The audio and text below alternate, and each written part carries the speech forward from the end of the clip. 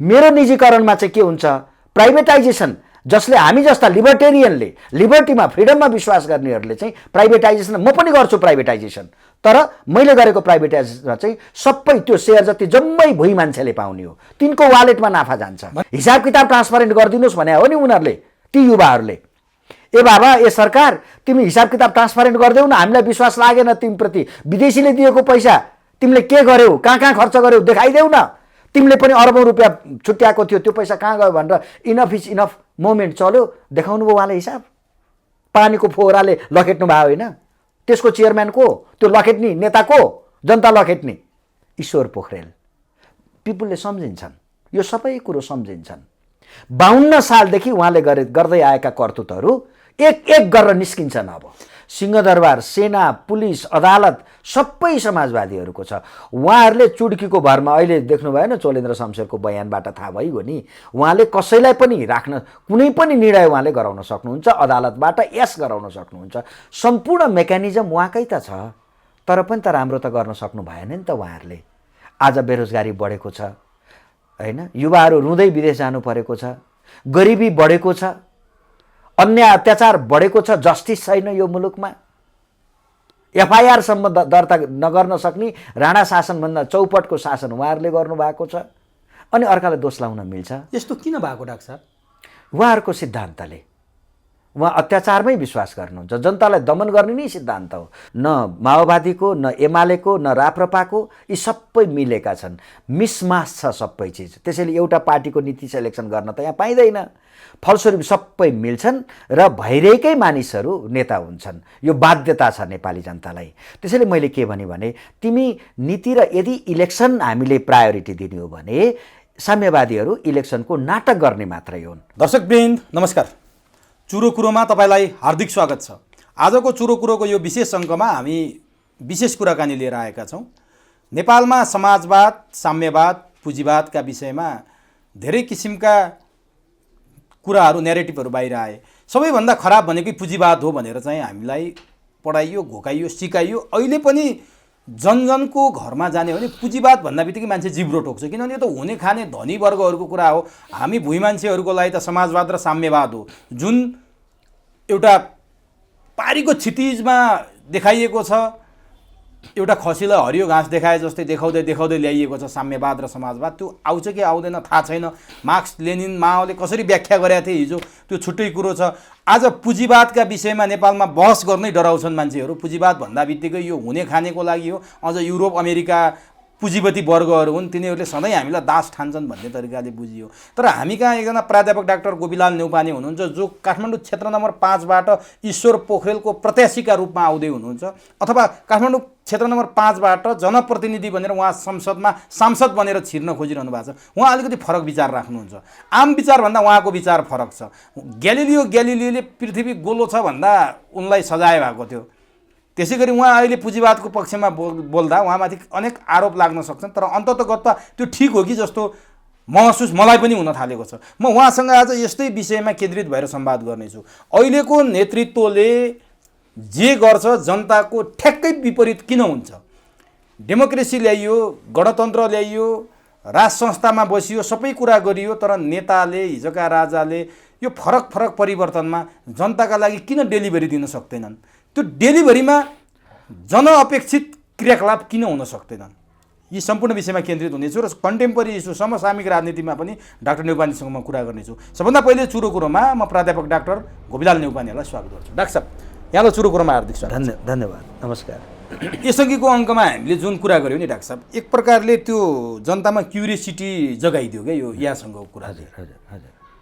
पुँजीवाद, साम्यवाद, समाजवाद, यो यो यो जुन तीनवटा टर्म्स छन्, यो टर्म्समा पुँजीवाद भन्दा बित्तिकै नेपालको नेतृत्ववर्ग, नेपालका राजनीतिक पार्टी, अझ भन्यो भने कम्युनिजमको राजनीति गर्ने नेताहरू र त्यस्तै खाले भुइँ मान्छेहरू त्रसित हुनुपर्ने अवस्था छ। के त्यो पुँजीवाद साँच्चीकै नेपाली जनतालाई, नेपाली कम्युनिस्ट पार्टीका नेताहरूलाई अथवा भुइँ मान्छेहरूलाई तर्साउने त्यस्तो टर्मिनोलोजी हो कि के हो यो पुँजीवाद भनेको? यहाँबाट सुरु। यो पुँजीवादले चाहिँ फ्रिडम दिन्छ जनतालाई, लिबर्टी दिन्छ, र त्यो फ्रिडम चाहिँ इकोनोमिक फ्रिडम पनि हुन्छ र एजुकेसनल फ्रिडम, रिलिजियस फ्रिडम। यो फ्रिडमका धेरै एस्पेक्टहरू छन्। जस्तै तपाईँले एजुकेसनल फ्रिडम भनेर भन्यौँ भने हामीले शिक्षा चाहिँ जसले अन्टरप्रेन्योरसिप गर्न चाहन्छ शिक्षा क्षेत्रमा, जस्तै स्कुल खोल्न चाहन्छ, कलेज खोल्न चाहन्छ, कुन विषयमा खोल्न चाहन्छ उसले कलेज, कहाँ खोल्न चाहन्छ, त्यो चाहिँ व्यक्तिमा भर पर्छ। त्यो व्यक्तिले त्यो लिबर्टी पाउँछ। त्यो इन्भेस्टमेन्ट एजुकेसनल अन्टरप्रेन्योरसिप गर्ने, इन्भेस्ट गर्ने मान्छेमा भर पर्छ। त्यसैले सरकारको रोल त्यहाँ हुँदैन, त्यहाँ चाहिँ व्यक्तिकै रोल हुन्छ। जस्तै कसैले मेडिकल कलेज खोल्छु भनेर इन्फ्रास्ट्रक्चर बनायो, उसले मेडिकल कलेज खोल्न पायो। अथवा ऊ झोर हाम्रो टोखामा होइन म नर्सिङ कलेज खोल्छु भन्यो भने एजुकेसनल फ्रिडमले चाहिँ तपाईँलाई त्यहाँ नर्सिङ कलेज खोल्न दियो। त्यहाँ खालि लोकल लेभलको गभर्मेन्टले फेसिलिटेट मात्रै गर्ने हो। त्यस्तै हामी इकोनोमिक फ्रिडमको कुरा गर्छौँ। इकोनोमिक फ्रिडम भने चाहिँ हामीले ट्याक्स जनतालाई स्टेटले सर्भ गर्यो भने ट्याक्स तिर्ने हो। यदि स्टेट जनतालाई सर्भ गर्न फेल भयो भने मैले ट्याक्स तिर्नु पर्दैन। त्यसलाई हामी इकोनोमिक फ्रिडम भनेर भने दोहोरो हुन्छ। एक्ज्याक्ट। यदि हामीले ट्याक्स तिरे अनुसार गभर्मेन्टले हामीलाई सेवा दिन्छ भने मात्रै ट्याक्स तिर्ने। एक्ज्याक्टली। अहिले त हामीले सेवा नदिए पनि ट्याक्स तिरिरहेको होइन, अहिले त ट्याक्स धारामा पानी आउँदैन, हामी धाराको पैसा तिरिरहेछौँ। एकदम। अहिले हामीले सेवा पाएका छैनौँ, तर चाहे रोडको कुरा गरौँ, चाहे हामीले घरको कुरा गरौँ, चाहे हामीले जे कुराहरू प्रयोग गर्दै आएर चाहिँ त्यसको ट्याक्स त तिरिरहेछ त डाक्टर। एकदम। अहिले खानेकुरामा पनि हाम्रो ट्याक्सको पैसा कटिरहेछ जानी नजानी। एकदम, तपाईँले एकदम सही कुरा उठाउनु भयो। त्यसैले पिपुललाई ट्याक्सिङ गर्ने भनेको सर्भिस दिन हो। तपाईँले सर्भिस दिन सक्नुहुन्छ, ट्याक्स लिन पाउनुभयो, तपाईँ स्टेट डिजर्भ गर्छ, नत्र भने पिपुलले ट्याक्स तिर्नु पर्दैन। त्यसैले त्यो फ्रिडम चाहिँ हुन्छ। यो क्यापिटलिजममा, फ्री मार्केट क्यापिटलिजममा चाहिँ त्यो फ्रिडम हुन्छ। तर कम्युनिस्ट पार्टी र काङ्ग्रेस पार्टी जो सोसलिजममा विश्वास गर्छन् उनीहरूलाई चाहिँ जनतासँग जबरजस्ती ट्याक्स लिनु छ। उनीहरूले भनेको मान्छेले मात्रै व्यवसाय गराउन दिनु छ, अरूले व्यवसाय गर्न त पाउँदैनन्, जसलाई हामी ओलिगार्की भन्छौँ। के हो त्यो? ओलिगार्की भने चाहिँ समाजवादी सिद्धान्तमा विश्वास गर्नेहरूले आफ्नो क्याडरहरूलाई स्टेटबाट प्रोटेक्टेड बिजनेस गरेर नाफा कमाउन दिन्छन्। त्यसलाई हामी ती मान्छेहरूलाई ओलिगार्क भनेर भन्छौँ। त्यो सिस्टमलाई ओलिगार्की भनेर भन्छौँ। जस्तै हाम्रो गनिमतमा आएका व्यापारीहरू, चाहे विनु चौधरीजी होस् अथवा अरू कुनै होस्, उहाँहरू ओलिगार्को अन्टरप्रेन्योरसिप गर्ने मान्छे होइन, उहाँहरू ओलिगार्को। हिजो राजाको नजिक बसेर काम गर्नुभयो, उहाँले व्यापार गर्नुभयो। कहिले एमाले भएर व्यापार गर्नुहुन्छ, कहिले काङ्ग्रेस भएर व्यापार गर्नुहुन्छ। काङ्ग्रेस पार्टीको क्याडरको रूपमा उहाँले काम गर्नुहुन्छ र उहाँले काङ्ग्रेसले सत्तामा भएको बेला उसलाई प्रोटेक्टेड बिजनेस चन्दा दिनुहुन्छ उहाँलाई। एक्ज्याक्टली। अनि त्यो मार्फत पार्टीले उसँग लेभी लिन्छ, डोनेसन लिन्छ र जनतालाई जति पेले पनि हुन्छ। फ्री मार्केट क्यापिटलिजममा चाहिँ यस्तो ओलिगार्की सम्भव हुँदैन। त्यहाँ चाहिँ मान्छेले आफ्नो क्षमता देखाएर, अन्टरप्रेन्योर स्किल देखाएर उसले आफ्नो बिजनेस, आफ्नो लगानी बढाउन पाउँछ, इन्हान्स गर्न सक्छ। यहाँ त ब्याङ्कले कार्टेलिङ गर्छन्। तपाईँलाई इन्भेस्टमेन्ट गर्न पनि आफ्ना मान्छे, उनीहरूले भनेका मान्छेलाई बाहेक अरूलाई इन्भेस्ट गर्न यहाँ गरिँदैन। यो चाहिँ समाजवादी सिद्धान्त हो। फ्री मार्केट क्यापिटलिजममा चाहिँ तपाईँले ब्याङ्कले लोन चाहिँ पिपुलको लागि लोन दिनुपर्छ। उसले पिपुलको अन्टरप्रेन्योरसिप बिल्डअप गर्नको लागि दिनुपर्छ। उसले इन्ट्रेस्ट कमाउनको लागि मात्र हुन्छ होइन। उसले बिजनेस एक्सप्यान्ड गर्छ, धेरैभन्दा धेरै कस्टमरलाई सर्भिस दिनुपर्छ उसले, र त्यो काउन्सिलिङ गरेर सर्भिसिङ गरेर उसलाई उठाएर, त्यो बिजनेसम्यानलाई उठाएर उसले रिटर्न लिने हो क्यापिटलिजममा। तर हाम्रो सोसियलिजममा चाहिँ अहिले चलिरहेको जुन सोसियलिस्ट सिस्टम हो त्यसमा चाहिँ ब्याङ्कहरू मिल्छन् अनि अलिकति लोन कसैलाई दिनु पर्यो भने नि त्यो माथि थुप्रो इन्ट्रेस्ट लागू गर्छन् र ती दादा र डन जसो भनेर खालि ब्याङ्कले नेपालमा दुईटा काम गर्छ। एउटा लोन दिने अनि त्यो घर कोलाटर लिने र कुन दिन यसको घर हेर्न आउने अनि कुन दिन यसको लिलामी गर्ने उनीहरूको सिद्धान्त हो। यसबाट सोसियलिस्ट लिडरहरूले बेनिफिट लिन्छन्, त्यो ब्याङ्कबाट उनीहरूले बेनिफिट लिन्छन्। त्यसैले सोसियलिजम सिद्धान्तको कुरा गर्दाखेरि समाजवाद र साम्यवाद भन्ने स्कुलिङबाट प्रशिक्षित र शिक्षित भएका साथीहरूले चाहिँ पिपुलमाथि ट्याक्स थप्ने, पिपुलमाथि अत्याचार गरिरहने, तिनलाई गरिब बनाइरहने र आफ्नो क्याडर बनाइरहने। अब नि डाक्टर साहब, यहाँले भन्दाखेरि यसरी भन्दा कस्तो हुन्छ? सोसलिजमको नाममा, समाजवाद र साम्यवादको नाममा, साम्यवाद त अझ आएको छ नि, त्यहाँ कुरा गरौँ। एकदम। समाजवादका नाममा नेपालमा यो व्यवस्थामा रहेका नेताहरू जसले परिवर्तनको हामी सम्भाग भन्यौँ नि, उनीहरूले जनतामाथि व्यापार गरिरहेछन् राजनीतिका नाउँमा।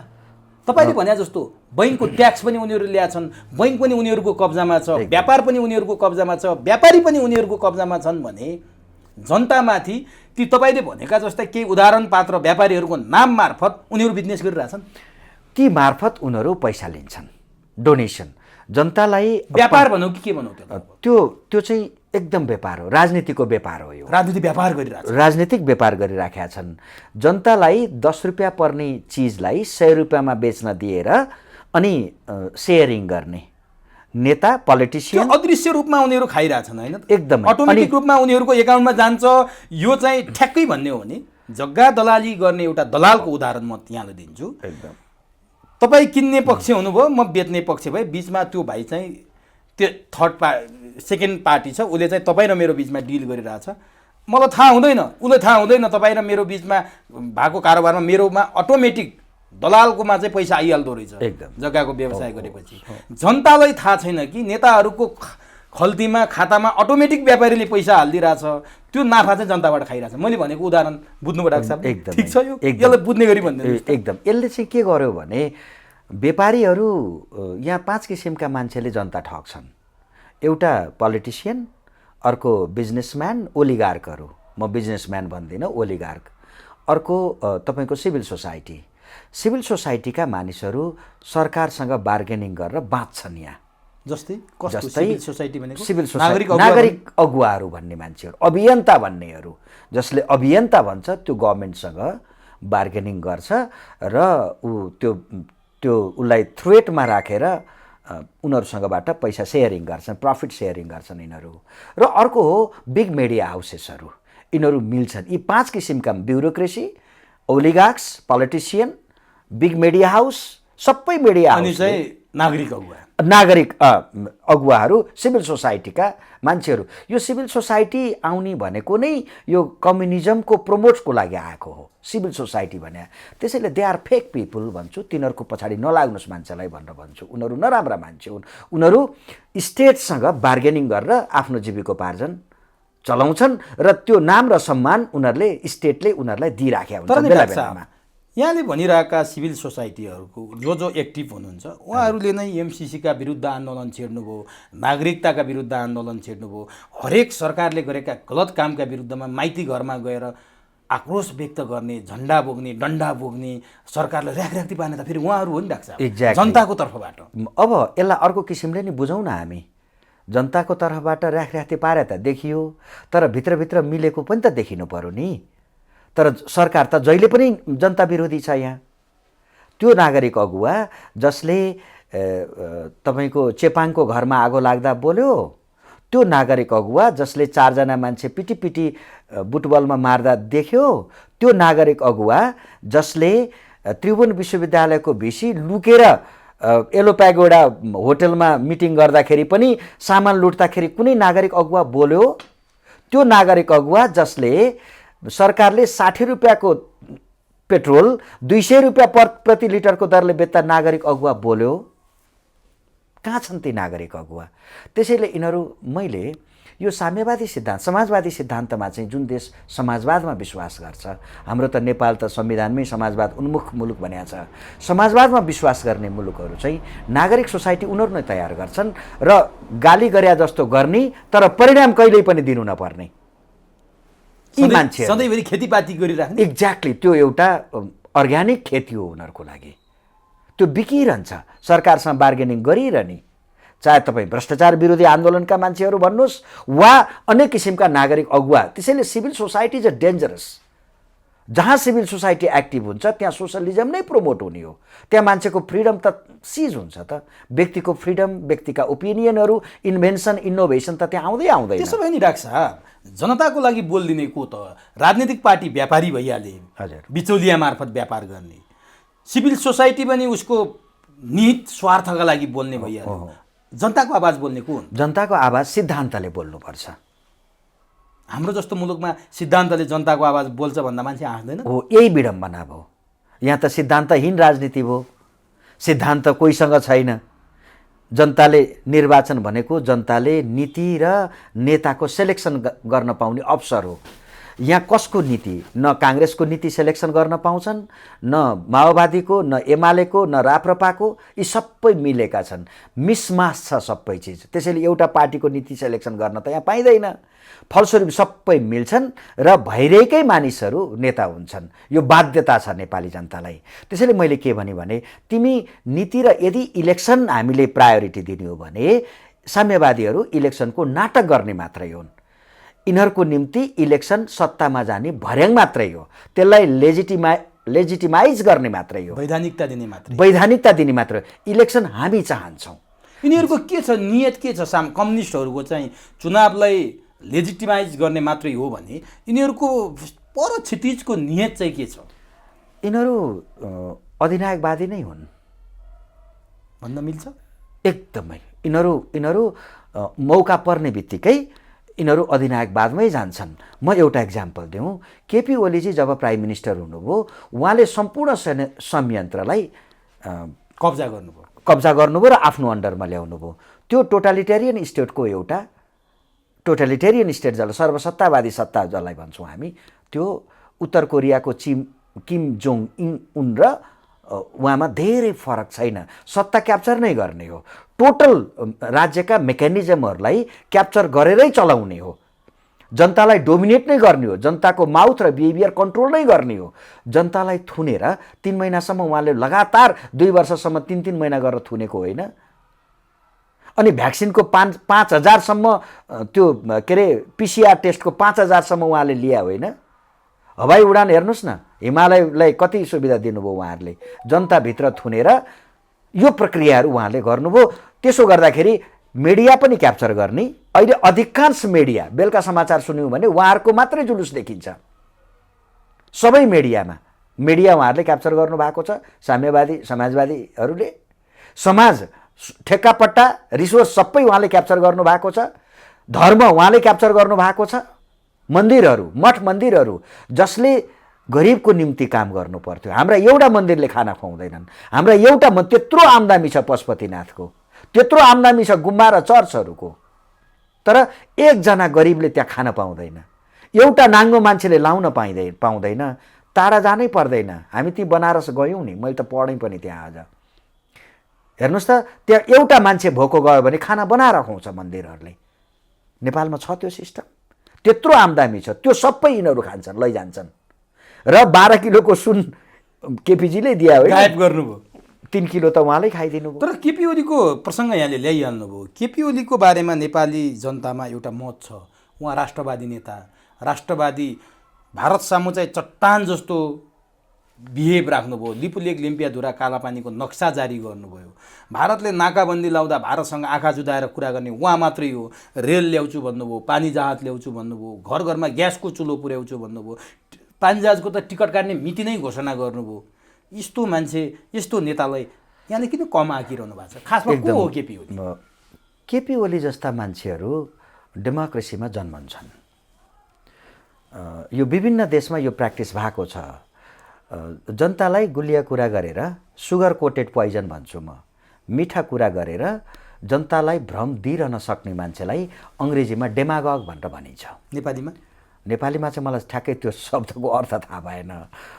तर जनतालाई इलेक्सन मार्फत झुक्क्याउन सक्ने, पटक पटक झुक्क्याउन सक्ने, फेक फिलिङमाथि, हुँदै नभएको कुरामाथि भरोसा जगाउन सक्ने त्यस्ता मान्छेलाई हामी डेमागग भनेर भन्छौँ। भने केपी ओली फेक हुन्? केपी ओली उनको आइडियोलोजी उनको फेक हो र उनी डेमागग हुन्। फेक आइडियाजहरू दिएर नसक्ने, नहुने कुरा गर्ने र त्यसमा मान्छेलाई आकर्षित गरिरहन सक्ने त्यस्ता लिडर्सलाई हामी अङ्ग्रेजीमा डेमागग भनेर भन्छौँ। तर सपना देख्नु पनि ठुलो कुरा हो नि। महाकवि देवकोटाको एउटा कविता याद हुन्छ, उद्देश्य के लिनु, उडी छुनु चन्द्र एक भन्ने। डाक्टर साहब, उद्देश्य चन्द्र छुने ल्याउनु, जनतालाई सपना देखाउनु, जनतालाई बिउज्याउनु, धुलो टक्टक्याउँदै उठाएर दौडिन लगाउनु, यो महानता होइन हो नि? त्यसो गरिदिया भए त कहाँ फेक भनिरहनु भएको हो? त्यो गरिदिया भए त फेक हुन रियल हुन्थ्यो नि त। उहाँले गर्नु भएन नि। सपना त देखाउनु भयो नि। कम्तीमा सपनाविहीन नेताहरूको माझमा एउटा सपना बोकेको नेता त हो नि केपी ओली। होइन, सपना त देखाउनु भयो, तर फेक सपना देखाउनु भयो। उहाँ 3 वर्ष शासनमा बस्नुभयो, उत्तरतिर सबै नाका खोल्ने भनेर उहाँले भने होइन। 3 वर्ष 72 सालदेखि उत्तरतिरको नाका बन्द छ। नेपालीहरूको व्यापार जो उत्तरतिर हुन्थ्यो त्यो उत्तरतिरको कन्टेनर जम्मै त्यतै कुहिए सामानहरू सबै यता आउन अहिलेसम्म पनि सकेका छैन। अनि नाका चाहिँ कहाँनिर खुलेछ त? चुच्चे नक्सा भनेर उहाँले प्रकाशित गर्नुभयो, नक्सामा त छ जमिन खोइ त। कहिले डाइलग गर्नुभयो, कुन प्राइम मिनिस्टरसँग उहाँले डाइलग गर्नुभयो? चुच्चे नक्सा त उहाँले निकाल्यो भने। त्यसैले मैले फेक भनेको, he is a fake leader भनेको किनभने गर्ने एउटा भन्ने अर्कै। यो डबल स्ट्यान्डर्ड, यो चाहिँ सोसलिस्टहरूको चरित्र हो। उनीहरूको देखाउने दाँत र हात्तीको दाँत दुईटा हुन्छ। तर 14 वर्ष जेल बसेको लोकतन्त्रको लागि त्यो इतिहास त मेटेर मेटिँदैन। स्वाभाविकै हो। त्यतिखेर पञ्चायती व्यवस्था थियो। उहाँहरूले केपी ओलीजीले पञ्चायतको विरोध गर्ने क्रममा मान्छे मारेर घाँटी सेरेर 2-4 जना मान्छे मारेपछि उहाँ जेल जानुभएको हो। त्यसैले रिभोल्युसनरी लिडरहरू कहिले कहिले जन्मिन्छन् पनि, त्यो स्वाभाविकै हो। उहाँ घाँटी काटेरै जेल जानुभएको हो। घाँटी काट्नु ठिक बेठिक यो आफ्नो किसिमले होला।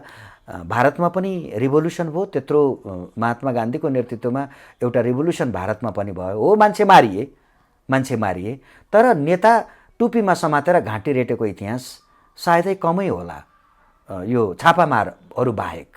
यहाँ चाहे केपीजी हुन् चाहे प्रचण्डजी हुन्, घाँटी रेटेरै मारेर आउनुभयो। अब प्रचण्डको त झन् अलि फरक छ डाक्टर साहब। जति बेला नेपालमा संसदीय व्यवस्था विकृत रूपमा विकसित हुँदै थियो, हुन त भर्खरै नेपालमा डेमोक्रेसी आएको धेरै भएको थिएन। 46 सालमा आयो, 52 सालमा उहाँहरूले बन्दुक बोकेर हिँड्नुभयो। संसदीय व्यवस्थाको विकृति, सांसद किनबेच, अब पुँजीपति वर्ग भनेर उहाँहरूले त्यति बेला काङ्ग्रेसलाई आरोप लाउनु भएको थियो। काङ्ग्रेसले पुँजीपति वर्गको नेतृत्व गर्यो, सांसद किनबेच गर्यो, सुरा सुन्दरी गर्यो, गर्ने जति गर्यो।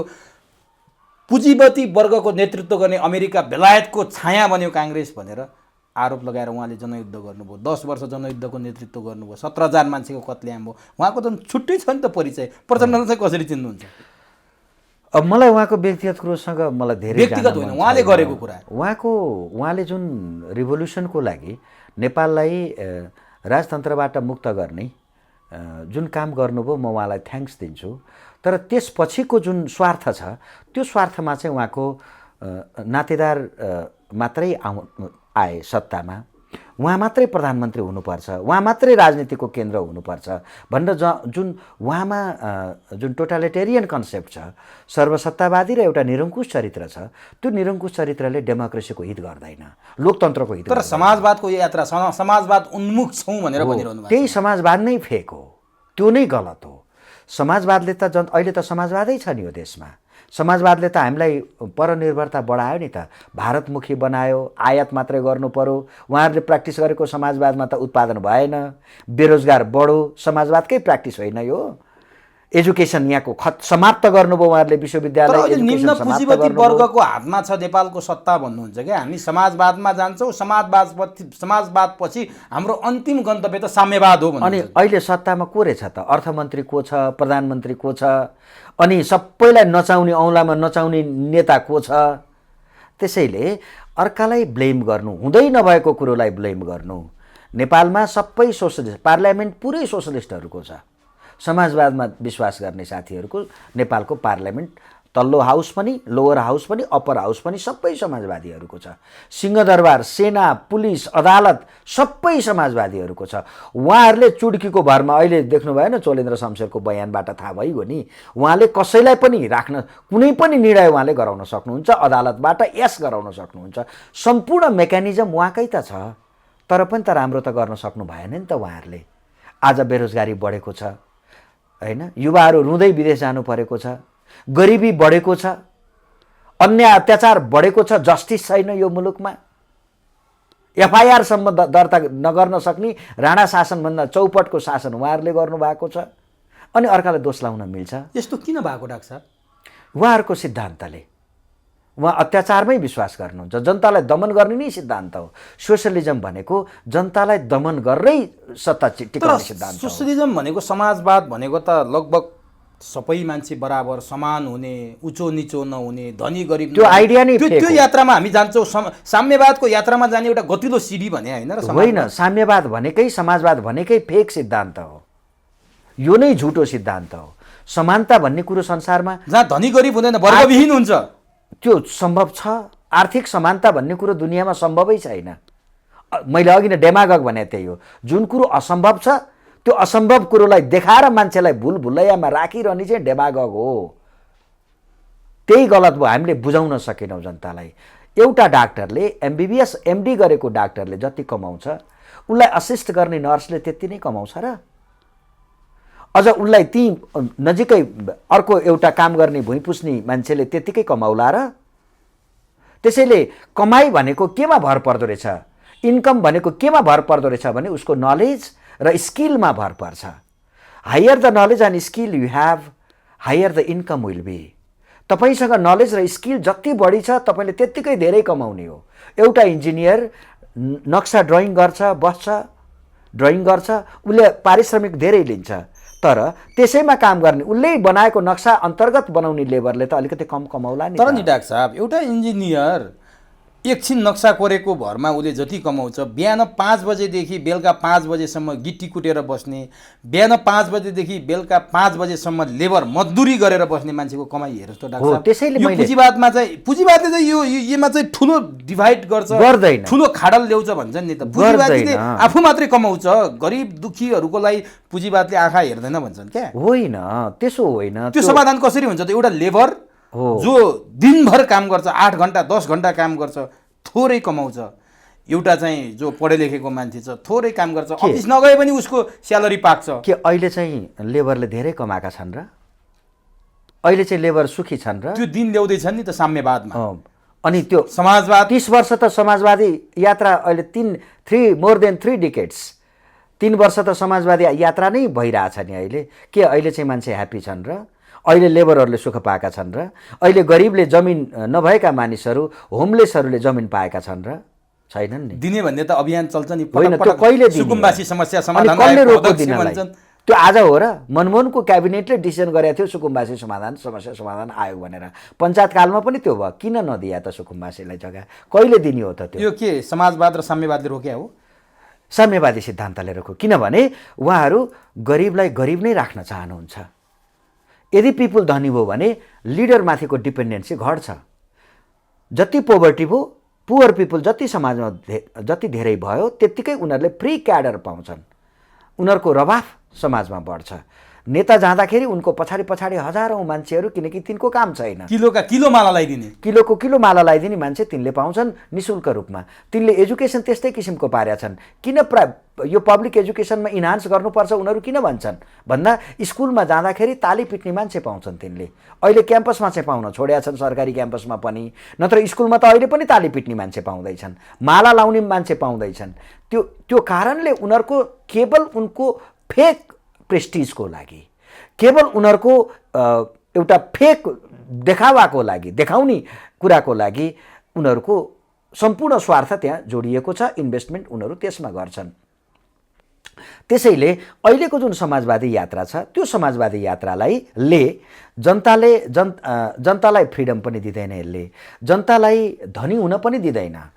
क्यापिटलिजम, फ्री मार्केट क्यापिटलिजम, लिबर्टीले चाहिँ खास गरिकन हामी प्रत्येक नागरिकले इन्डिभिजुअल फ्रिडम भन्छौँ हामी। अब यो यहाँ आउनुभन्दा अगाडि नि डाक्टर साहब, प्रचण्ड र केपी ओलीको आइडियोलोजीको त हामीले कुरा गरिहाल्यौँ। शेरबहादुरको आइडियोलोजी चाहिँ प्रचण्ड केपी ओलीको पार्टीको भाषामा अथवा कम्युनिस्टहरूको भाषामा भन्दा यहाँ नेपालमा शेरबहादुर देउवाहरू पुँजीपति हुन्, काङ्ग्रेस पुँजीपति हो, काङ्ग्रेस पुँजीवादमा विश्वास गर्नेहरूको पार्टी हो, धनीमानीहरूको पार्टी हो भनेर उनीहरू आरोप लगाउँछन्।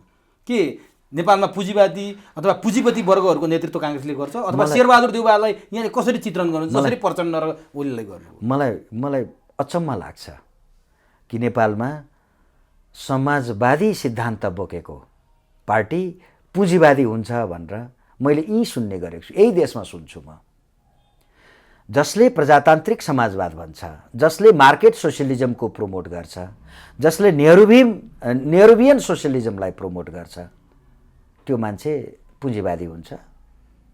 कम्युनिस्टहरू किन काङ्ग्रेसलाई पुँजीवादी भन्छन्? त्यही आफू लेफ्ट म ठिक अनि पुँजीवादी बेठिक भन्नको लागि। काङ्ग्रेसलाई पुँजीवादी भन्यो भने काङ्ग्रेसलाई बेठिक भन्न पाइयो, त्यसको विकल्पमा म ठिक छु भन्न पाइयो। अनि कम्युनिस्ट चाहिँ कुन अर्थमा ठिक भयो? कम्युनिस्ट पार्टी कुन अर्थमा ठिक भयो? अथवा काङ्ग्रेस कुन अर्थमा पुँजीवादी भयो जसले आफ्नै झन्डामा चारवटा तारामध्ये एउटा तारा चाहिँ प्रजातान्त्रिक समाजवादको तारा हो, जसले समानताको नारा दिन्छ। हामी भन्छौँ आर्थिक समानता यो दुनियाँमा सम्भव छैन। तपाईँ नलेजलाई स्थान दिनुहोस्, स्किललाई स्थान दिनुहोस्। यो उहाँहरूले गर्नुपर्ने कुरो के थियो भने समाजवादीहरू रुल अफ ल चाहँदैनन्, कानुनको नजरमा चाहिँ समान हुनु पर्थ्यो। तर कानुनको नजरमा क्यापिटलिजममा फ्री मार्केट क्यापिटलिस्टहरूले अथवा लिबर्टीमा विश्वास गर्नेहरूले, फ्रिडममा विश्वास गर्नेहरूले चाहिँ कानुनको नजरमा सबैलाई बराबर गर्ने हो। भनेपछि जसरी देउबा र के अरे प्रचण्ड र ओलीको चित्रण गऱ्यौँ नि हामीले, हजुर। देउबाको चित्रण चाहिँ कसरी गर्नु? व्यक्तिगत भनिरहेको छैन मैले। उहाँ पनि समाजवादी मान्छे हो, समाजवादी उहाँसँग सिद्धान्त, कुनै भिजन छ देश बनाउने? समाजवादी सिद्धान्त उहाँसँग छ। ग्रुपमा बस्ने, पिपुललाई टेरोराइज गर्ने र आफू जहिले पनि सत्तामा बसिरहने, पिपुललाई ट्याक्सिङ गर्ने, आफू आनन्दले बस्ने, राम्रा बङ्गला बनाउने होइन, आलिसान महलमा बस्ने, राम्रा गाडी चढ्ने, आवश्यक पर्दा विदेश भ्रमण गर्ने, श्रीमती, छोराछोरी, भाइ भतिजा, नाता, कर कुटुम्ब 7 पुस्तासम्मलाई सम्पत्ति दिने सिद्धान्त त्यही हो। चाहे त्यो केपीजी भन्नुहोस्, चाहे प्रचण्डजी भन्नुहोस्, चाहे शेरबहादुर देउबा भन्नुहोस्। काङ्ग्रेस र कम्युनिस्ट भनेको नेपालमा 19-20 हो। कोही कोही फार लेफ्ट छन्, कोही अलिकति कम लेफ्ट छन्। Centre to left party UML र काङ्ग्रेस सेन्टर टु लेफ्ट हुन् भने माओवादी अलिकति फार लेफ्ट हो। यहाँ कस्तो किसिमको न्यारेटिभ छ हामी कहाँ भने नि, र यी नेताहरूले, यी दलहरूले कस्तो हामीलाई विचार दिए, हामी भन्नाले हामी अमेरिका युरोप भनेका पुँजीवादमा विश्वास गर्ने पुँजीपति वर्ग धनीमानीहरूको देश हो।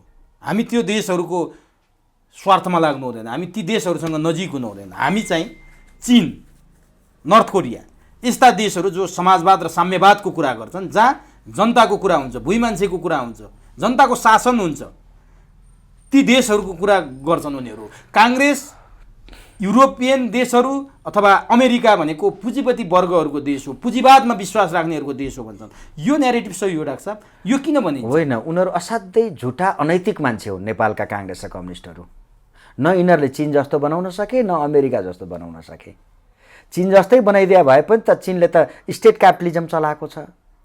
त्यहाँ हडताल साम्यवाद र समाजवादमा छैन चीन आज ऊ त स्टेट क्यापिटलिस्ट कन्ट्री हो, 1 पार्टी रुल मात्रै हो। त्यहाँ state capitalist, economically state capitalist हो। चीन, रुस स्टेट क्यापिटलिजममा विश्वास गर्छ। विकास त गरेका छन् त, त्यही क्यापिटलिजमले विकास गरे हो। चीन पनि त्यही क्यापिटलिजम विकास गर्यो, रुसले पनि। जतिखेर रुसमा साम्यवाद थियो, मान्छेहरू ब्रेड खानको लागि बिहान लाइनमा बस्नु पर्थ्यो। आज त त्यो स्थिति छैन नि। आज संसार एकापट्टि हुँदाखेरि रुस त एक्जिस्ट गरेछ त, च्यालेन्ज गर्न सक्ने छ नि त।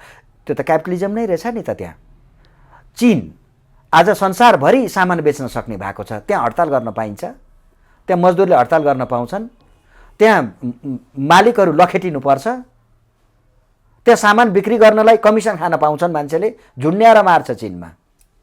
त्यो नकल किन नगरेको? यहाँ किन ह्याङ टु बी डेथ यहाँ नल्याएको? यहाँ त्यो लेभलको अपराध गर्ने मान्छे, यहाँ भ्रष्टाचार गर्ने, कुख्यात कमाउने अपराधीहरू हेर्नुहोस् न। इँटा भट्टामा जिउँदै मान्छे पोल्ने, टिकट सिफारिसमा परेछ। टिकट शिकार किन? आतङ्कको राजनीति, गुन्डाको नाइके टिकट सिफारिसमा परेछ। एक्ज्याक्टली। चीनबाट सिके हुने नि त त्यो। त्यहाँ त झुन्ड्याएर मार्छ नि त यस्ता मान्छेलाई त। किन नसिकेको? न यिनले चीनबाट सिक्छन्, न अमेरिकाबाट सिक्छन्, न नर्थ कोरियाको सिक्छन्, न नर्थ कोरिया, न तपाईँको दक्षिण कोरियाबाट। आफ्ना परिवार दक्षिण कोरिया पठाउने, भजन चाहिँ उत्तर कोरियाको गाउने, आफ्नो परिवार अमेरिका पठाउने, भजन तर गीत चाहिँ भियतनामको र चीनको गाउने। अचम्मको छ। अनि यसलाई जनताले पत्याएर बसेका छन् मेरो नेता ठिक हो भनेर। यस्ता फटालाई। त्यसैले मेरो आग्रह त के हो भने they are fake people, they are liar. असाध्यै झुटा मान्छे हुने, फेक लिडर, असाध्यै झुटा मान्छे हुने यिनीहरू। यिनीहरूमा कहीँ कन्सिस्टेन्सी, न चरित्र न व्यवहार। यिनको चरित्र एउटा सिटिङ सभामुख, नैतिक राजनीतिमा नैतिकता भन्ने चिज पनि त केही हुन्छ होला नि। एउटा सिटिङ स्पिकर, सभामुख, एउटी महिलाको कोठामा राति जान्छ, सिसिटिभीले देखाउँछ, तर बकैदा ती सबै फुटेजहरू हटाएर उसलाई इज्जतका साथ अदालतले बरी गरिदिन्छ, अदालतले निकालिदिन्छ। एउटा अर्थमन्त्री कुनै अमुक मान्छेसँग सेटिङको लागि फाइदाको निम्ति, उनको ग्रुपको, उनको ग्याङको कुनै एउटा लिडरको फाइदाको निम्ति काम गर्छ, तर ऊ फेरि त्यही चोखिएर ऊ आफ्नो पदमा फर्किन्छ। एउटा नेता बालुवाटारमा 8 आना जग्गा गिफ्ट लिन्छ, फिर्ता गरिदिए भन्छ, अनि फिर्ता गरिदिएपछि सिद्धिन्छ। यही अनि हो। अदालतको प्रधान न्यायाधीश, निलम्बित प्रधान न्यायाधीशको महाभियोग समितिमा बसेर बयान दिन्छ त्यही सांसद। त्यसैले यिनीहरू अत्यन्तै अनैतिक झुटा मान्छेहरूको समूह हो यो देश। यिनीहरूले 70 वर्ष जनतालाई गलत पाठ सिकाए। उनीहरूलाई भगवानको रूपमा राख्नुपर्ने, उनको मात्रै स्ट्याचु बनेर यिनका हेर्नुहोस् न कतिवटा, यिनका हरेक नेताको नाउँमा पैसा जान्छ, अरबौँ रुपियाँ जान्छ। त्यसैले मैले भनेको छु, म जस्ता मान्छेले पार्लियामेन्टमा जाने हो भने एकचोटि यो क्षेत्र नम्बर 5 का जनताले मलाई साथ दिनु हुनेछ, मलाई विश्वास छ। म एकचोटि संसदमा गएँ भने यिनका सबै 5 वर्षसम्म यिनका नेताहरूको नाममा खोलेका सबै संस्थाको बजेट बन्द गर्छु म। कहाँबाट हिम्मत आउँछ? एक्लो बृहस्पति झुट्टा हुन्छ, तपाईँलाई साथ दिने कोही हुँदैन, सबै यिनीहरूको घेराबन्दीमा परेर तपाईँ पनि यिनीहरू जस्तै बन्नुहुन्छ कि भन्ने पो चिन्ता गर्छन् त काठमाडौँको मान्छे। त्यो असाध्यै त्यो कल्पनै नगरे हुन्छ। म एकजना मान्छे सफिसियन्ट छु यिनको निम्ति। यी सबै एकापट्टि हुन्छन्, साम्यवादी, समाजवादी, कम्युनिस्ट, राजावादी, यी सबै एकापट्टि हुन्। म एक्लै यिनीहरूभन्दा म वेटी छु। के छ त्यो सिद्धान्तमा वेटी छु। के कारणले? किनभने म जनतालाई अधिकार दिन चाहन्छु। सबैले यसै भन्छन् नि डाक्टर साहब, उनीहरू पनि गरेनन् नि त, अधिकार दिएनन् नि त। न एजुकेसनको अधिकार दिए, न हेल्थको अधिकार दिए। प्रत्येक दिन भारतमा 300 मान्छे उपचार गर्न जान्छन्। सरकारी अस्पतालमा उपचार गर्न मान्छेले सक्दैनन्, त्यहाँ जानु त मर्नु हो। प्राइभेटमा उपचार गरी साध्य छैन। यिनले घुस खाएर त्यो अस्पताल महँगो पारिदिएका छन्। यिनले डोनेसन, यिनका प्रत्येक कार्यकर्ता, ती सबै अस्पताल यिनको कार्यकर्ताले खोलेका छन्। मन परिसम्म महँगो पार्छन् र चुनावमा खर्च बटुल्छन्। प्राइभेटमा जनताले उपचार गर्न सक्दैनन्। सरकारीमा यिनीहरूले, सरकारी डाक्टरहरूले यिनीहरूकै सङ्गठन छन्, काङ्ग्रेस र कम्युनिस्ट पार्टीको सङ्गठन छ। तिनले त्यो सङ्गठनको आडमा सामान किन्छन् अनि सामान त्यत्तिकै राख्छन्। कमिसनको लागि पटक पटक सामान किन्छन् तर प्रयोग गर्दैनन्। अनि डाक्टर जति सबै प्राइभेट क्लिनिकमा बिरामी पठाउँछन्। यही हो त यिनको समाजवाद। यिनीहरूलाई अनिखेरि फेक मान्छे, यी इमोरल मान्छे नबनेर के भन्ने पूजा गरौँ, म गर्दिनँ। तर नि डाक्टर साहब, तपाईँले काठमाडौँ क्षेत्र नम्बर 5बाट जित्ने आधार चाहिँ के हो? ईश्वर पोखरेललाई धुलै चटाउँछु भनेर लागिरहनु भएको छ, त्यसको आधार चाहिँ के हो डाक्टर साहब? पहिलो कुरो, म जनताको बिचमा यिनीहरूको सिद्धान्तसँग फाइट गर्छु। मेरो आधार सिद्धान्त हो। नेपाली जनता, नेपाली मतदाता सैद्धान्तिक फाइट गर्ने हैसियतमा पुगेका छन् र डाक्टर साहब आज पनि मासु भात, पैसा, माफिया अनि मनी मसलको डनगिरी चलेको अवस्थामा तपाईसँग त मस्तिष्क बाहेक केही पनि छैन, एकदमै सिद्धान्त बाहेक केही पनि छैन। आज त त्यो अवस्था छैन डाक्टर साहब। अनि के आधारले भन्दै हुनुहुन्छ ईश्वर पोखरेलको बारेमा मैले चर्चा गरिरहनु पर्दैन? यहाँले जित्न सक्ने आधार के छ उहाँले? मेरो एउटा सबभन्दा ठुलो आधार के हो भने मेरो मोरालिटी, मेरो सिद्धान्त, मेरो नीति। जनताले अब नीति नै हेर्छन्। फेरि क्षेत्र नम्बर 5 चाहिँ अलिकति एजुकेटेड र केही परिवर्तनको पक्षमा र अहिलेको शासन जो 30 वर्ष 33 वर्ष उहाँहरूले काङ्ग्रेस र कम्युनिस्टले जुन चरित्र देखाउनु भएको छ, नाङ्गो नाच गर्नुभएको छ जनतालाई, 5000 रुपियाँ एउटा पिसिआर टेस्टको पैसा लिनुभएको छ र त्यसबाट कमिसन खानुभएको छ उहाँहरूले। यो अपराधपूर्ण गतिविधि 5 नम्बर क्षेत्रका जनताले सम्झेर बस्नु भएको छ र पख्नुस् पालो त आउँछ नि त। भोटको राजनीति हो यो मल्टिपार्टी डेमोक्रेसी। यिनीहरूको बपौती होइन, यो तपाईँ हामी सबै मिलेर आएको डेमोक्रेसी। सिद्धान्त त ईश्वर पोखरेलसँग पनि छ नि डाक्टर साहब। 52 सालदेखि उहाँ निरन्तर, उहाँ चाहिँ मनमोहनको सल्लाहकार हुँदै उप प्रधानमन्त्रीसम्म बनेको, त्यो नै उहाँको कमजोरी हो। 52 सालदेखि उहाँ निरन्तर सत्तामा बस्नुभयो तर आफ्नो आलिशान बङ्गला बनाउने अनि आफ्नो सम्धिलाई होइन बेसी उहाँले सबै बनाउनु भयो। सम्धि प्रिय, श्रीमती, सांसद, छोरा ठेक्का पट्टा, सामान्य एमए गरेको छोरो साइन्टिस्ट, कसले बनाएको त्यो? अनि आलिशान महल, नोकर चाकर कसले बनाएको थियो? उहाँले त्यही त बनाउनु 52 सालदेखि। त्यसैको निम्ति राजनीति गरे हो। राजनीति भनेको व्यापार हो उनको निम्ति। म भन्छु नि, राजनीति भनेको व्यापार होइन साथी हो, राजनीति भनेको स्वयंसेवा हो। जनताबाट उहाँको अर्को पानी ट्याङ्कीको चर्चा चाहिँ के हो डाक्टर साहब? त्यो यो विरोधीहरूले नै थाहा होला, तपाईँ त उहाँको विपक्षी पर्नुभयो। पानी ट्याङ्कीको के हो? उहाँको विषयमा अख्तियारले छापा मार्न खोजेपछि उहाँले पानी ट्याङ्कीमा पैसा लुकाउनु भयो भन्ने हल्ला सुनियो तर उहाँले अहिलेसम्म खण्डन गर्नु भएको छैन। सत्य हो त्यो? अब उहाँले खण्डन नगरुन्जेल त सत्य नै भयो नि।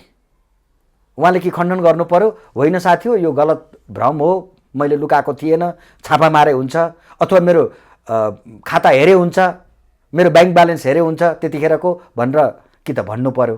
होइन उहाँ चुप लाग्नु भएको छ होला। किन उहाँ त्यसो गर्ने मान्छे हो? किनभने उहाँकै नेता प्राइम मिनिस्टर हुँदाखेरि कमिसनमा कुरो नमिलेर उहाँले के अरे रक्षा मन्त्रीबाट हात धुनु पर्यो हो र उहाँ बिना विभागीय मन्त्री बन्नुभएको, उहाँको प्रिय प्रधानमन्त्रीले उहाँलाई हटाएको हो। अपमानित भएर पनि उहाँ बस्नुभयो। त्यसैले उहाँसँग पनि नैतिकता छ। यस्तो मान्छेसँग, एउटा नर्मल मान्छे प्रधानमन्त्रीले अविश्वास गरिसकेपछि क्याबिनेट सिस्टममा राजीनामा दिनुपर्छ। उहाँ त दौरा सुरुवाल लगाएरै बस्नुभयो। यसकारण डाक्टर गोपीलाल न्यौपाने ईश्वर पोखरेलका लागि भारी हुनुहुन्छ। उहाँहरूभन्दा म भारी छु। अनि अरू सबै दृष्टिकोणले अरू पनि त हुनु होला नि, गठबन्धनको उम्मेदवार हुन त तय हुनु भएको छैन, गठबन्धनको उम्मेदवार हुनु होला, राप्रपाको उम्मेदवार हुनु होला।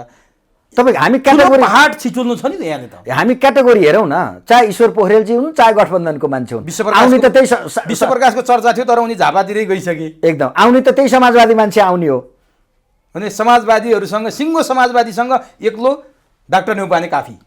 म लिबर्टीमा विश्वास गर्छु, फ्रिडममा विश्वास गर्छु र क्षेत्र नम्बर 5 का जनताले लिबर्टी र फ्रिडममै मत दिन्छन्। अब नि डाक्टर साहब, म यो लिबर्टीको बारेमा कुरा गरिरहँदा जहाँ तपाईँले पुँजीवादको कुरा गरिरहनु भएको छ नि, त्यहाँ चाहिँ तपाईँहरू जस्ता हुने खाने मान्छेहरूले त व्यापार बिजनेस गर्नु होला, प्रतिस्पर्धामा आउनु होला, तर जो चाहिँ निम्न पुँजीवाद, निम्न पनि अझ म सोध्नेवाला छु, जो चाहिँ भुइँ मान्छेहरू छन्, जो मजदुरहरू छन्, तिनीहरू चाहिँ तपाईँसँग कसरी प्रतिस्पर्धा गर्न सक्छन्? तपाईँलाई म एउटा सम्झना दिलाउँ। पुँजीवाद भनेको फ्री मार्केट क्यापिटलिजम अथवा लिबर्टी भनौँ न, लिबर्टी भनेको चाहिँ एउटा जीवन दर्शन हो। यो यसले पिपुललाई सपोर्ट गर्ने हो। राज्य चाहिँ जनताको लागि हो, जनता राज्यको लागि होइन। उहाँहरूले चाहिँ जनता राज्यको लागि हो, गभर्मेन्टको लागि हो, स्टेटको लागि हो भन्नुहुन्छ। त्यसलाई ठिक्क हामी उल्टो किसिमले बुझ्छौँ र हामी भन्छौँ जनतालाई फेसिलिटेट गर्न, जहाँ जनता दुःखी हुन्छन् त्यहाँ दुःखलाई साथ दिनको लागि, त्यो दुःख इरेडिकेट गर्नको लागि हो राज्य। जस्तै भारतमा प्रधानमन्त्री नरेन्द्र मोदीले कोभिडको हाहाकार चलेको बेलामा प्रत्येक नागरिकको ब्याङ्कमा पैसा पठाइदिनु भयो। अमेरिकामा डोनाल्ड ट्रम्पले प्रत्येक नागरिकको खातामा पैसा पठाइदिनु भयो। कतिपयको ब्याङ्क लोन माफ हो। ती दुईटै देश पुँजीवादी देश हुन् नि त। तर नेपालमा के भयो? यस्तो देश जहाँ कोभिडको छुट्टिएको बजेटमा ओम्नी काण्ड रचेर भ्रष्टाचार गरियो। संसारमा मैले कहीँ पनि सुनेको छैन उमेशजी, कोभिडको केसमा विदेशीले दिएको पैसामा भ्रष्टाचार गर्ने देश नेपाल एउटा यस्तो देश हो। त्यसको नेतृत्व तपाईँको प्रतिस्पर्धीले गर्नुभएको थियो, ईश्वर पोखरेलले गर्नुभएको थियो। उहाँ कोभिडको अध्यक्ष हुनुहुन्थ्यो। जनतालाई जबरजस्ती घरमा थुनेर ओम्नी काण्ड मचाएर विदेशीले दिएको कोभिडको पैसामा पनि खानुभयो उहाँहरूले। अनि त्यतिखेर इनफ इज इनफ आन्दोलन चल्या होइन, हिसाब किताब ट्रान्सपरेन्ट गरिदिनुहोस् भने हो नि उनीहरूले, ती युवाहरूले। ए बाबा, ए सरकार, तिमी हिसाब किताब ट्रान्सपरेन्ट गरिदेऊ न, हामीलाई विश्वास लागेन तिमीप्रति। विदेशीले दिएको पैसा तिमीले के गर्यौ, कहाँ खर्च गर्यौ देखाइदेऊ न। तिमीले पनि अरबौँ रुपियाँ छुट्याएको थियो, त्यो पैसा कहाँ गयो भनेर इनफ इज इनफ मोमेन्ट चल्यो। देखाउनु भयो उहाँले हिसाब। पानीको फोहराले लखेट्नु भयो होइन, त्यसको चेयरम्यान को? त्यो लखेट्ने नेता को? जनता लखेट्ने ईश्वर पोखरेल। पिपुलले सम्झिन्छन्, यो सबै कुरो सम्झिन्छन्। 52 सालदेखि उहाँले गर्दै आएका कर्तुतहरू एक एक गरेर निस्किन्छन्। अब होइन न, पुँजीवादमा चाहिँ भुइँ मान्छेको सुरक्षा कसरी हुन्छ भने सबैको सुरक्षा हुन्छ। किनकि लिबर्टी भने त धनी र गरिब भन्ने प्रश्नै छैन। निजीकरणको कुरा हुन्छ होइन पुँजीवादमा? हो, निजीकरण। आज विनोद चौधरी र गोल्छाहरूले गरेको व्यवसायमा गरिब मान्छेहरू कहाँ छन् त? त्यहाँ उमेशको पनि त निजीकरण हो। डाक्टर रामचरण महतको कन्सेप्ट पनि निजीकरण भयो भनेर चाहिँ अहिले एमाले कम्युनिस्टहरू आरोप लाउँछन्, निजीकरणको दिशामा गयो भनेर। महत दाजुभाइमाथि त्यही आरोप लाग्छ। सायद अर्का महत तपाईँसँगको प्रतिस्पर्धामा पो उत्रिने हुन् कि त्यहाँ पनि छ सम्भावना। भनेपछि के हो त यो? उनीहरूको पुँजीवाद के हो? उनीहरूको निजीकरण के हो? डाक्टर साहबले भने निजीकरण के हो? मैले बुझेको निजीकरण, म पनि इकोनोमिक्सको विद्यार्थी हुँ, बिहेभियर इकोनोमिक्समा मैले पनि अध्ययन गरेको छु, म त्यो इकोनोमिक्सको विद्यार्थी हुँ। निजीकरण भनेको चाहिँ, जसलाई प्राइभेटाइजेसन भनेर भन्छौँ, निजीकरण भनेको चाहिँ गरिबलाई इन्हान्स गर्ने एउटा टुल हो। राज्यले कसरी गर्ने त? गरिबको वालेटमा, गरिबको खातामा पैसा कसरी जान्छ भनेर विभिन्न टुलहरू अप्नाइयो। त्यो टुलमध्ये स्टेटले जुन बिजनेस गर्छ यो बिजनेस इन्टिटिजहरू हुन्छन्, पब्लिक इन्टरप्राइजेसहरू हुन्छन्, जस्तै खानेपानी संस्थान अथवा यो के अरे यो आयल निगम, विद्युत प्राधिकरण, यो सरकारले चलाएको यो सरकारले चलाएको जुन बिजनेस कम्पनीजहरू हुन्, यसको सेयर चाहिँ गरिबलाई दिनुलाई प्राइभेटाइजेसन भनिन्छ। हामी कहाँ त त्यो छैन। तर रामशरण महतहरूले काङ्ग्रेस र कम्युनिस्ट दुइटै मिलेर यसको नेतृत्व चाहिँ डाक्टर महतले गरे। उनले कौडीको मोलमा सरकारी सम्पत्ति बेचे कमिसनको लागि र उनी आज 10th richest person of Nepal बने, त्यो कमिसन खाएर बने। र उनले प्राइभेटाइजेसन भनेको सेलिङलाई नै, उद्योग सरकारी सम्पत्ति स्टेटको प्रपर्टी चाहिँ कसैलाई बेच्नु चाहिँ प्राइभेटाइजेसन हो भनेर परिभाषा व्यापक रूपमा यही परिभाषालाई शिक्षित दीक्षित गरे, विश्वविद्यालयमा यही पढाउन थाले। त्यसैले म यिनीहरूलाई फेक अनैतिक मान्छे त्यसै भन्दिनँ। प्राइभेटाइजेसनले त गरिबलाई इन्हान्स गर्ने हो। जस्तै अहिले नाफा कमाएको छ 16-17 अरब रुपियाँ गत महिनामा नाफा कमायो कसले? विद्युत प्राधिकरणले कमायो। त्यो नाफा कसले कमाएको? त्यो मन्त्रीको निजी सम्पत्ति होइन, त्यो त्यहाँको कुलमानजीको निजी सम्पत्ति पनि होइन, जनताको सम्पत्ति, जनताले प्रयोग गर्ने जनताको सम्पत्तिबाट नाफा कमाइयो। तर नाफा कमाउँदाखेरि चाहिँ नाफा चाहिँ के गर्यो? उनले आफूले खायो, जनतालाई सेयर त गरेन, बोनस बाँड्यो उनले, त्यहाँ कर्मचारीलाई बाँड्यो, सरकारलाई दियो, तिनलाई गाडी किनिदियो। मेरो निजीकरणमा चाहिँ के हुन्छ? प्राइभेटाइजेसन, जसले हामी जस्ता लिबर्टेरियनले, लिबर्टीमा फ्रिडममा विश्वास गर्नेहरूले चाहिँ प्राइभेटाइजेसन, म पनि गर्छु प्राइभेटाइजेसन, तर मैले गरेको प्राइभेटाइजेसनमा चाहिँ सबै त्यो सेयर जति जम्मै भुइँ मान्छेले पाउने हो, तिनको वालेटमा नाफा जान्छ। भनेपछि डाक्टर साहबको सिद्धान्त यो हो। अब यही सिद्धान्त बोकेर जनतामा आउँदै हुनुहुन्छ।